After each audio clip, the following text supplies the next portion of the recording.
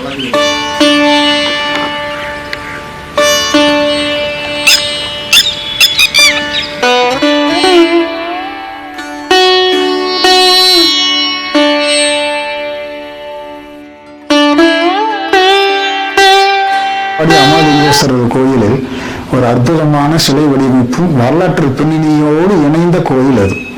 இங்கே நீங்கள் காணுகின்ற இந்த சிற்பமானது ஒரு அரிய சிற்பம். கோவை மாவட்டத்தில் 12 கோயில்களில் இந்த சிற்பத்தினுடைய விரிவான சொற்கள் கல்வெட்டுக்களாக இடம்பெற்றிருக்கின்றன. கிட்டத்தட்ட 13ஆம் நூற்றாண்டின் தொடக்கம் அது. அந்த காலத்தில் இந்த பகுதியை ஆண்ட மன்னர்களும் குடிமக்களும் தட்டார் என்று சொல்லக்கூடிய கம்மாளர்களுக்கு சில உரிமைகளை தரவில்லை. அதாவது வீட்டுக்கு வெள்ளை அடிக்கக்கூடாது, அவருடைய பெண்களுக்கு சீர் செய்யக்கூடாது, சீர் செய்கின்ற போது மலர்கள் அணியக்கூடாது, கொண்டை ஓட்டு கொள்ளக்கூடாது, அணிகலன்களை அணியக்கூடாது, சாலையில் செல்லுகின்ற போது இரட்டை சங்குகள் ஓதக்கூடாது. இது போன்ற கட்டுப்பாடுகள் அந்த காலத்தில் இருந்திருக்கின்றன போலும். அந்த தடைகளை மன்னனுடைய காதுக்கு இந்த இனத்தவர்கள் விஸ்வகர்மா இனத்தவர்கள் எடுத்துச் செல்கிறார்கள்.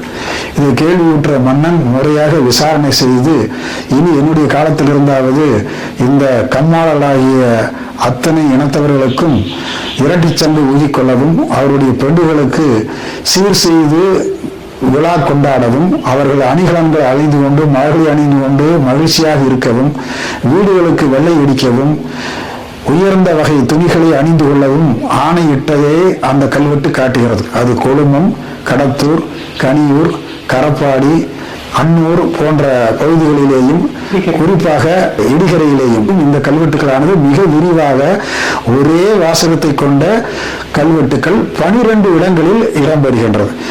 இந்த கோயிலிலேயும் இந்த கல்வெட்டானது இடம்பெறுகின்றது. நான் சொன்ன அந்த செய்தியை, முறையீட்டு செய்தியை மன்னன் அரசாணையாக கொண்டு வந்து அந்த அவர்களுடைய இனத்து பெண்களுக்கு அணிகலன் அணிந்து கொண்டு, கொண்டை சூட்டி கொண்டு, தாமரை மலர்களை அணிந்து கொண்டு, தாளம்பூவை அணிந்து கொண்டு, தங்களுடைய பெண்களுக்கு வயா நோன்பு என்று சொல்லக்கூடிய கருவுற்ற அந்த பெண்ணுக்கு சீர் செய்கின்ற அந்த நிகழ்ச்சியை குறிக்கின்ற அந்த கல்வெட்டு பகுதியோடு அந்த முறையீடு செய்த இனத்தவருடைய குழு தலைவர்கள் மிகுந்த மகிழ்ச்சியோடு இருக்கின்ற அந்த சிற்பமானது இங்கே மற்றொரு தூணிலும், இன்னொரு தூணிலே அவர்கள் பெண்டுகளுக்காகிய ஒரு கருவுற்ற பெண்ணை அலங்காரம் செய்து தாமரை பூவை கையிலேயே கொடுத்து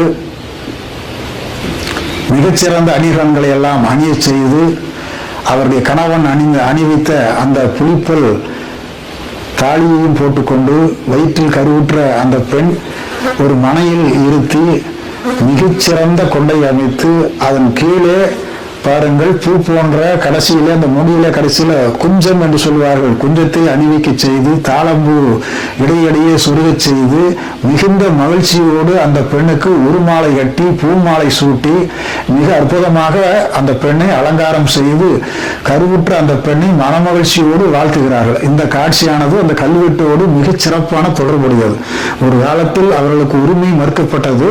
அதுவே மன்னனிடம் முறையிட மன்னன் அதை உணர்ந்து நீதியை உணர்ந்து இந்த பகுதியில் இருக்கின்ற அத்தனை இந்த விஸ்வகர்மா இனத்தவர்களுக்கு இந்த உரிமையை வழங்குகிறேன் என்ற கல்வெட்டை 12 தன்னுடைய மண்டல பகுதிகளிலே பதிவு செய்து 12 கோயில்களிலே கல்வெட்டாக பதிவு செய்ததனை உறுதிப்படுத்துகின்ற வகையிலே இங்கு ஒரு பெண்ணுக்கு அந்த வயா நோன்பு காலத்திலே சீர் செய்கின்ற அந்த காட்சி மிக அற்புதமாக வெடித்திருக்கிறார்கள். இந்த கோயிலில் மட்டும்தான் இந்த சிலையானது இடம்பெற்றிருக்கிறது. மிக அற்புதம் என்று சொல்லலாம்.